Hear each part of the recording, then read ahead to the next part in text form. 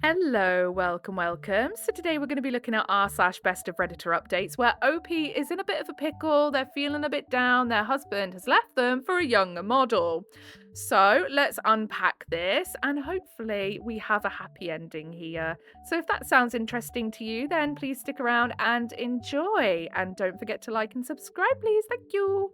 Okay, so this one was posted to the Best of Redditor Updates subreddit by Boring History Fan, and the title says, I am struggling to rebuild my self worth after my ex fiancé left me for a woman who seems to be a younger, smarter, prettier, and better version of myself. That's a hell of a title, and I really hope that the OP comes out on top after this because this just sounds really sad. I hate when people are made to feel like this by, their exes. Because I'll bet you this new woman is not all she's cracked up to be. Put money on it, in fact. So let's get into the post. It was originally posted October 24th, 2019. Hi guys, I know it's probably hard to believe, given how nauseatingly pathetic I sound right now, but before this happened, I really felt like a confident and content human being. Almost all of my current friends are mutual friends with my ex-fiancé, so I don't want to embroil them in this drama and compel anyone to choose sides, or feel uncomfortable. So I guess I'm trying to turn to this community for solace and guidance because I've read a great deal of mature and grounded advice here. I hope this sounds somewhat coherent as I've currently locked myself in a conference room and shut the blinds so no one can see me cry as I type this. Oh, that's sad. That's really sad. I was with my ex-fiancé for 7 years. He is the only romantic partner I've ever truly loved. I was completely head over heels in love with him. Even now, after all this, I still feel that way about him. Nope, burn those feelings, OP, burn them. He is charming, goofy, kind, and clearly not a good person because he wouldn't have done what I think he's going to go ahead and do, but we will read on. Quick-witted, interesting, ambitious, and gorgeous. See, this is the problem when you put people on a pedestal. This is all I'm going to say. No, it's not. I'll say plenty more. We know that. Such a liar. We got engaged 2 years ago, but we're not in a rush to get married. About a year ago, we began to seriously contemplate trying for a baby. We had lived together happily for 6 years. We had done all the travelling and partying we wanted to in our 20s, and we were excited to start a family. Over the next 6 months, he was much busier than normal, but I didn't think anything was wrong. I did my best to alleviate any actual stress he had, though I was experiencing some extra pressure at work too. By taking over all the housework and errands, helping him organise and pack for trips, and just being understanding when he would work very late or need to leave for a week or two, we didn't spend as much time together during that period, and I missed him a lot, but I thought we were still happy. When the 6 months were over, our schedules reverted back to normal. I felt relieved, until I started to notice him becoming more distant despite the fact that we finally had more time together. He started going on his phone more frequently when we were together and seemed to be more protective of his phone. Red flag. That is a red flag. I'm not generally a jealous person, and I trusted him completely, so I didn't think much of it. You seem like the just sweetest, purest person ever, OP, and I feel like this is going to make me want to punch your ex-fiancé. Then, one day after a month had passed, I brought up the topic of trying for a baby as we'd discussed. I could immediately tell something was wrong. He was quiet for a while, and then he unleashed a flood. He said he was unhappy with our relationship, and had been for some time. He said that he cared about me deeply, but that the spark in our relationship had died. Oh, you care so much, but you didn't think to say anything earlier. Yeah, cool. Okay, I get you. And that he tried to convince himself that he could live without that spark, but had ultimately decided that he couldn't. Relationships, especially ones that span years, are not going to be fireworks and glorious butterflies forever. It's called a honeymoon period for a reason. I have a feeling this man is very fickle. He said I had done nothing wrong, and in fact was the perfect partner. But that didn't change the fact that he couldn't shake the nagging feeling that I wasn't the one for him. Ouch. He said that he didn't want to hurt me, but that he couldn't condemn himself to a life of settling for someone that wasn't his dream girl. Oh my god! Like, You can tell someone that your heart's not in it anymore without being an absolute prick. Even though he didn't know if his dream girl existed, he said he was sorry, but he couldn't live a lie anymore. I don't think I said a single word as he was telling me all this. I just felt so utterly shocked and blindsided. I just stood there, staring and listening and crying silently. When he finished, all I could utter was something like, "Okay, I'm sorry, I didn't know. Do you still love me? OP, that man is heartless. Don't grovel. Do not even try," and pander to him. Like it's fine to fall out of love with someone. It happens. Shit happens. It does. And I get that, but to string OP along for 6 months, not tell them that there was a reason they were being distant, and then tell them, "Oh yeah, I don't feel that spark anymore. But also, by the way, you're not my perfect partner. You're not my dream girl. I would be settling for you. You're just not the one." Like, I feel like this guy has actually purposefully tried to completely piss on OP's confidence bonfire. It's disgusting. He paused for a while and then said that he loved me, but he wasn't in love with me anymore. He proceeded to spend the whole night discussing his feelings and our relationship, until we were both so exhausted that we couldn't cry anymore, and the sun was coming up. He said he was sorry again, and it was probably best if he stayed at a friend's place, so he packed some stuff and left. That was about 5 months ago. We never really talked in person again. His brother and his best friend came over that weekend to get the rest of his stuff, and I just left while they were packing because I couldn't stand to be there. I felt so shocked and numb and traumatized and tired that I didn't even cry much. I couldn't really process what was happening as I went through the motions of moving out and explaining the situation to family. When I finally moved into my new place and sat alone with my boxes, I completely broke down. I could not stop crying and dry heaving. I ended up using 5 vacation days to take a week off work, which really irked my manager.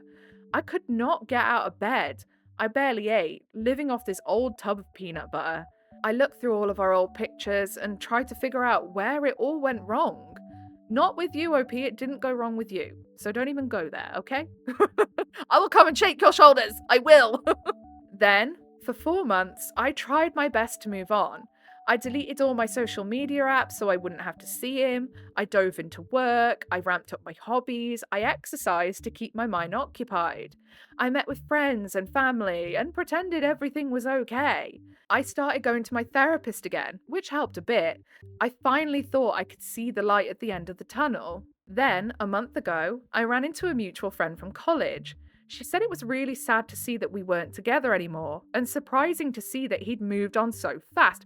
Why do people do this? Okay, for anyone who's not sure on what the social etiquette surrounding this kind of thing is, if you bump into somebody and they have had a breakup that was, even if it wasn't recent, don't talk to them about what their partner or ex-partner, is doing now.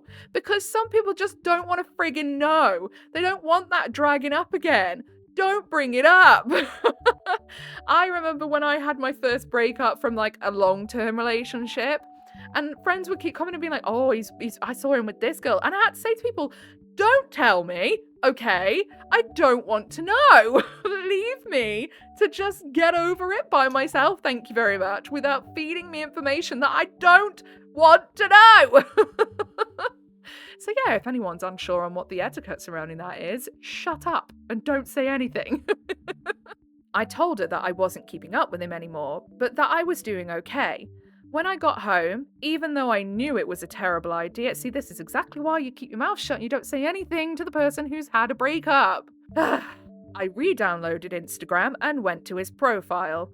His latest picture was him at his cousin's wedding with his arm around a gorgeous girl. All the old pictures of him and I were gone from his profile.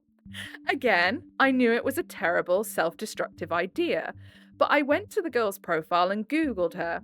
She is literally a younger, smarter, prettier, and better version of myself.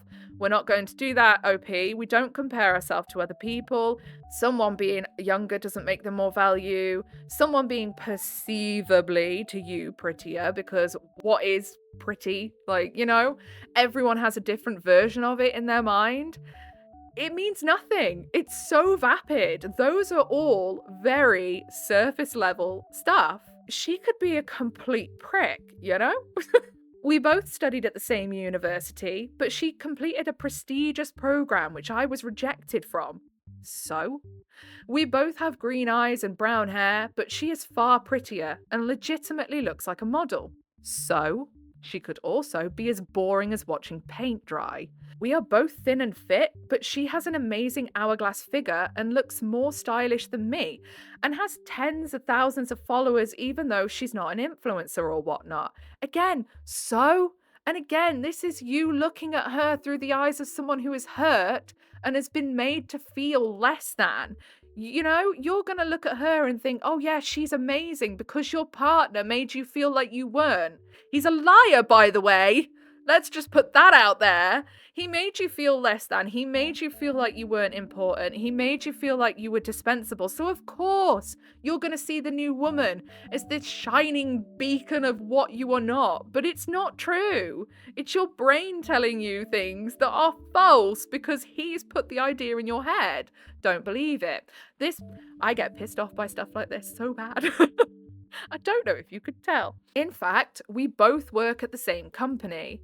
I'm pretty sure my ex met her through work, but she landed a job in a prestigious division right out of undergrad and likely makes more money than me. Again, so? She is an improved version of me, 7 years younger, and the love of my life is dating her. This makes me sad because OP is not at all factoring in their own worth. I bet OP has such a lot to give.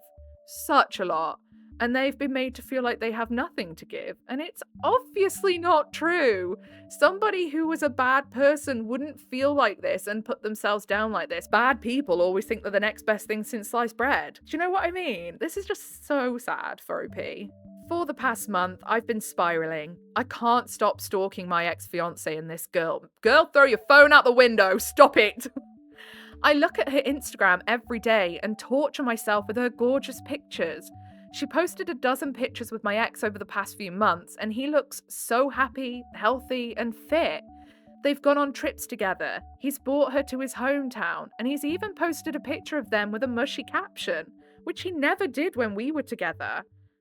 I have no evidence, and I don't think my ex would do this, but now I suspect that he was at least interested in her while we were still together. I would agree, to be honest, I would agree. She started at the company about a year ago. I'm so paranoid about running into them.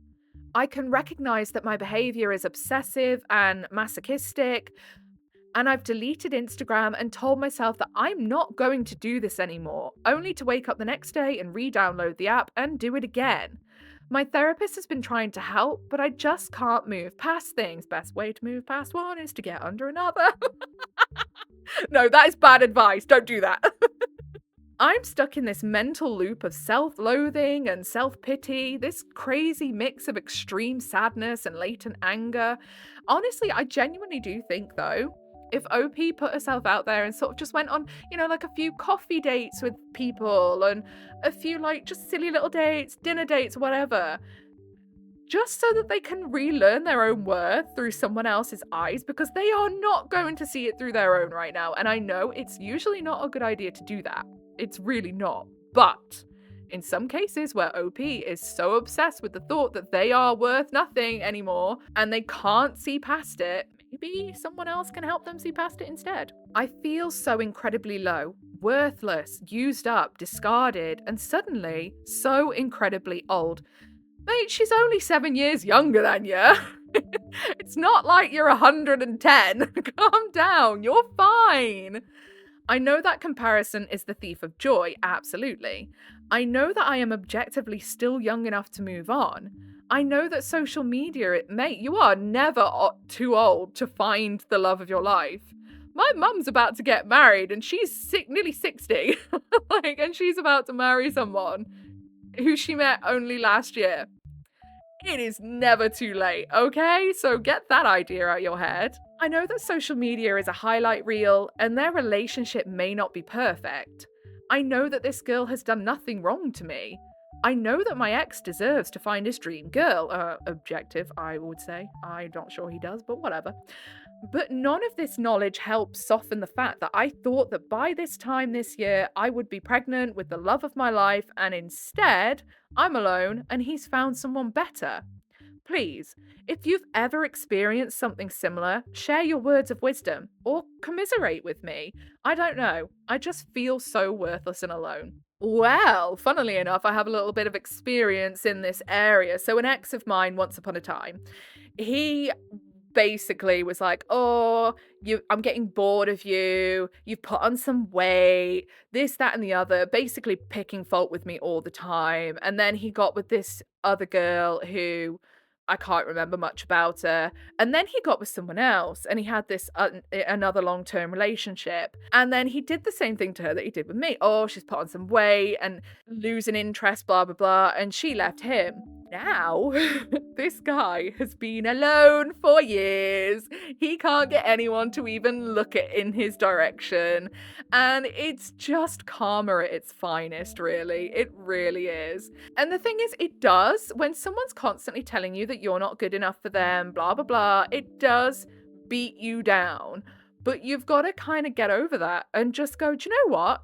Anyone who is nasty enough to do that, their opinion means nothing. Clearly, they have a very warped sense of reality if they think that it's okay to make someone feel like that in the first place. Again, it's fine to fall out of love with people. It's fine to leave relationships because they're just not working for you anymore. But the way OP's ex-fiancé left, telling them that they're not the one, they're just not good enough anymore, they're not their dream girl, essentially saying, "You're beneath me," that's going to stick with someone for a while, but it's not true. And they're just someone who is always looking for the next best thing. They will never be fulfilled or happy because they can never see what's in front of them. They always want more. The grass is always greener on the other side, and they are forever going to chase that green little field that isn't there. You know? Don't listen to people like that, is what I'm saying. I could ramble on forever, and I'm not going to because this will be so annoying to edit if I do. Update January 23rd, 2020. It's been about 3 months since I posted about my struggle to move past my 7-year relationship with my ex-fiancé. While I cringe when I think about the pathetic state I was in when I wrote that post, sobbing alone in that conference room, I was stunned by the empathetic, mature, and helpful advice I received from members of this subreddit. These past few months have been an absolute roller coaster, and I thought I owed this subreddit an update given how much solace and guidance you guys gave me during some of my darkest days. I don't think things would have worked out nearly as well if I had continued to bottle up these festering emotions and isolate myself. So I'm grateful for every single person who commented and messaged me. Thank you, thank you, thank you. So, here's what happened. The night I made that post, I finally blocked my ex-fiancé and his girlfriend on Instagram, as many of you suggested.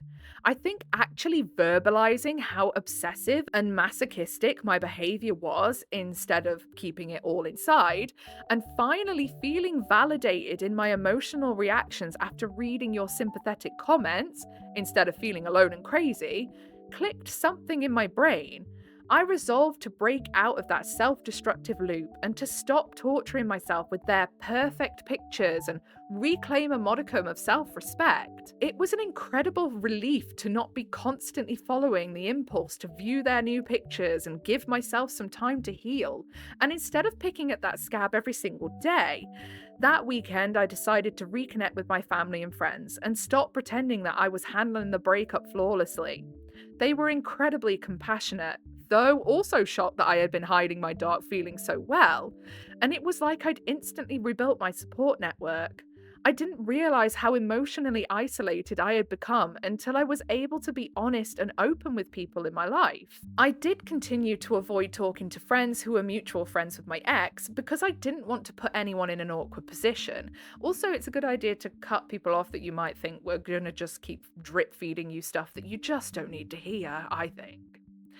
But I was able to reconnect with a few of my other friends, and I took the initiative to finally make some fun plans. Getting out of the house to enjoy brunches, hikes, and shows with my friends over the past few months has been incredibly beneficial for my mental health. Just being in new environments and focusing on people other than my ex was therapeutic, even for someone who tends towards introversion like myself. Per your suggestions, I also decided to try out another therapist. I did find my original therapist somewhat helpful, but I also felt like he was not able to relate to some of the nuances in my issues given that he was in his late 50s, so we had a bit of a generational gap. My new therapist is incredibly compatible with me and instantly understood the intricacies of my problems. She helped considerably with addressing the roots of my insecurities and was able to validate and analyze my feelings in a much more intimate way. If you are struggling to find therapy useful, I highly recommend shopping around a bit more for a more compassionate therapist. Therapy is certainly not one size fits all. Absolutely. You need someone that you vibe with, really, to be able to get the most out of therapy, I would say. Another popular suggestion from you guys was finding another job at another company. Yes, actually, I brushed over that completely, but they did say that the ex-fiance's new bird works at the company. So it's definitely a good idea to put a good degree of separation between you and her, and working at the same company and worrying that you're always going to bump into her. It's not good for your mental health, I imagine. I didn't think that that would be possible since the job market in my field is not great at the moment, but I began actively searching for other positions. I brushed up my resume, filled out a couple applications, and even surprisingly secured an interview. Then, out of the blue, someone above me in my division quit to join a competitor. The senior managers were quite eager to fill this role quickly, so they decided to go with an internal hire. After 5 or 6 rounds of interviews, God, I absolutely dread interviews. Same. I don't like being on the spot like that. I'm one of them people that I just don't want to be perceived. I got the job. I'm so grateful for this promotion. Not only is the salary substantially better, but the hours are actually more consistent as well. It's crazy. I feel like the momentum of my life has shifted so quickly, and I finally have an office. It's tiny, but I really enjoy it. The only downside was this promotion also meant I would have to continue working in the same building, albeit a very large building, as my ex. And as I left work before Christmas, the moment I'd been dreading came. I ran into my ex as I was leaving the office. We exchanged a few pleasantries, and he complimented my new haircut. I thanked him, wished him well, and said that I had to hurry to catch the next train. I wish I could say I felt cool and collected, but I was so nervous to see him again for the first time in like 6 months that I was almost shaking. And does that not speak volumes over what this guy did to you with just those few nasty words? Which is why people need to watch their mouths severely. Honestly, on the commute home, I calmed down and actually thought, hey, that wasn't so bad.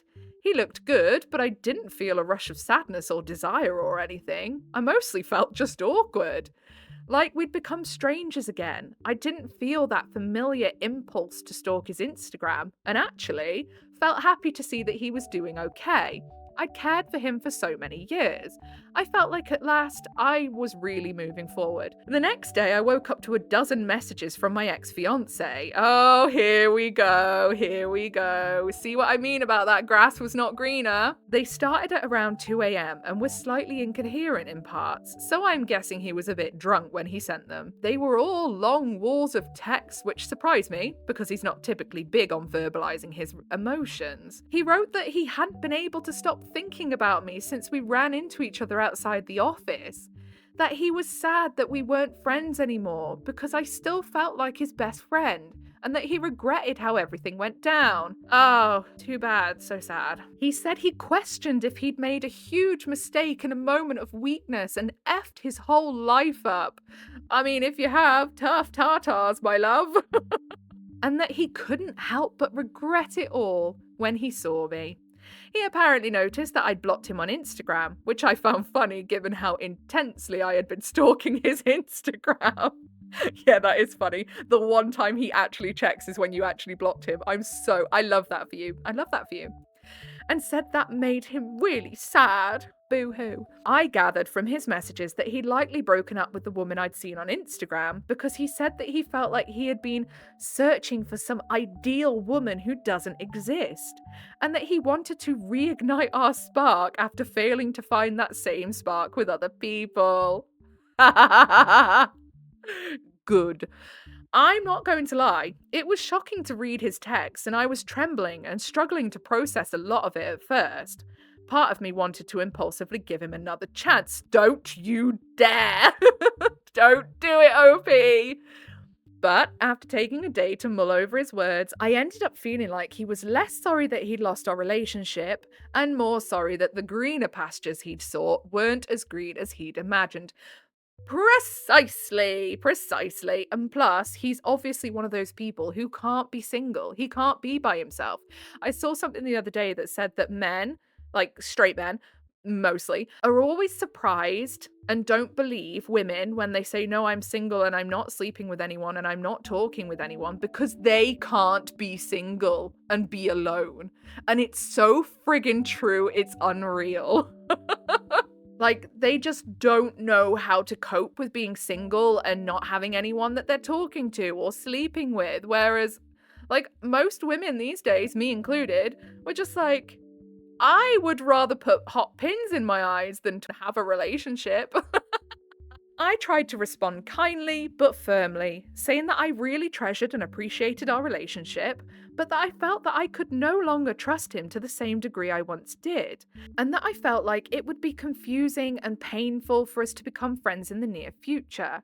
I told him how hurt I felt when he blindsided me after promising that nothing was wrong, and how I struggled for a long time to figure out what was missing in our relationship, but ultimately felt that as long as he thought the missing part was so crucial that he wanted to leave after all those years together, then we probably aren't meant to be together. I wished him the best, and he didn't respond to my messages. I was a bit shaken by the whole thing, but I proceeded to enjoy my holiday break with my family and even elected to go to my friend's New Year's Eve party, which I was considering skipping. Introverts unite, we all do that. Well, I'm super glad I didn't skip the party because I ended up meeting a wonderful man there. Oh, go on, do tell. He's funny, intelligent, cute, interesting, compassionate, and is eager to settle down and have kids after also somewhat recently exiting a long-term relationship. Be careful of those rebound relationships though, just be careful. And also, OP, be careful about putting people on a pedestal because you did that with your ex. At the start, you were saying about how your ex was so funny, amazing, friendly, the best, attractive, and look what he did. And you're kind of reiterating those same sentiments. And I hope that it actually does work out this time. But just be careful, like I say, about putting people on a pedestal. People will disappoint, unfortunately. I do really hope this works out though for OP because that would be amazing for them. After everything they've been through, they deserve it. We've gone on 3 dates so far, and at the risk of sounding too enthusiastic, they've been the best dates of my life. We want to take it slow since we were both in long-term relationships a year ago, but we've been stunned by how compatible our personalities and interests and goals are, and frankly, we also are both quite keen to start a family as soon as possible. I'm not sure how I feel about that, but okay. So, while I'm trying not to be overly confident in this relationship, I'm also super excited to see where it goes. In conclusion, thanks in large part to the advice I received 3 months ago in this subreddit, I've emerged from a very dark place and am now cautiously optimistic about my future for the first time in a long time. Yeah, and heavy on the cautiously, just don't rush into anything. Don't rush into having kids with someone. Don't rush into, getting married or something.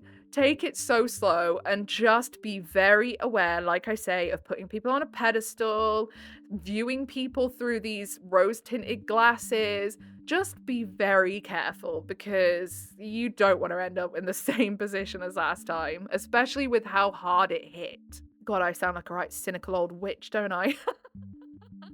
But the thing is, people aren't as good as we think they are, unfortunately, and a lot of people aren't. So it is so important to guard yourself, guard your own emotions, guard just your mental well-being from people who seem great and then can turn out not to be, because they all seem frigging great at the start, don't they? Or we would never get with them.